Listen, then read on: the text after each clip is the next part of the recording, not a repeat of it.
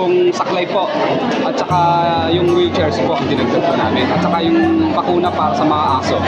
Ayun.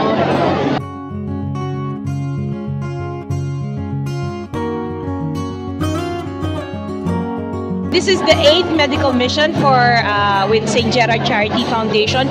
Ang nadagdag namin kasi is the bakuna for the dogs. We still have the tule, the dental, the doctors, as well as yung massage for the wellness and the hand and foot spa and yung gupit. Yeah, so yun yung pa rin yung services. Ang nadagdag na lang namin talaga, is yung bakuna for the dogs. Tapos we decided to add na yung wheelchairs and yung quad gate.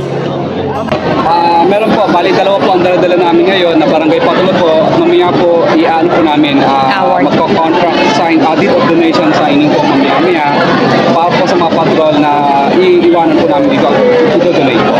Sir, Bigyan po tayo ng dalawang malaking tulong ito sa amin, lalo na sa amin sa rescue dahil mapupuntahan namin yung mga maliliit na eskinita kasi kung ambulansya ang gagamitin namin medyo malaki, no? So tamang-tama ito. Actually binabalak talaga namin mag-purchase ng ganyan, pero yun nga tamang-tama nga at pero kaya kami nagpapasalamat kami ng mabuti dahil sa mga binigay na sasakyan. Yung isa gagamitin ng sa security namin.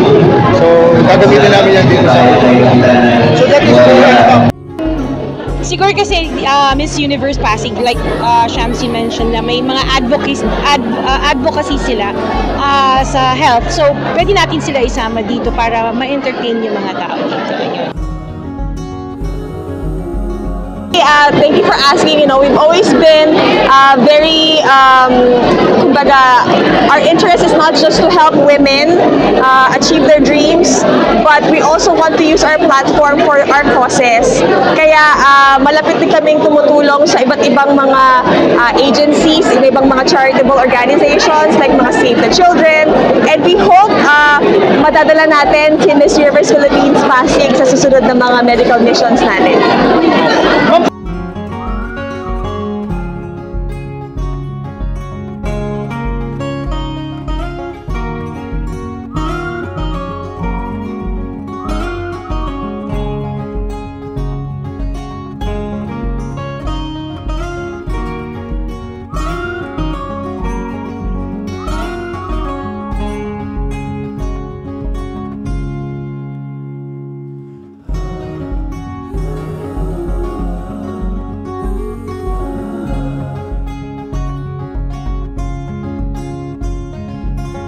We are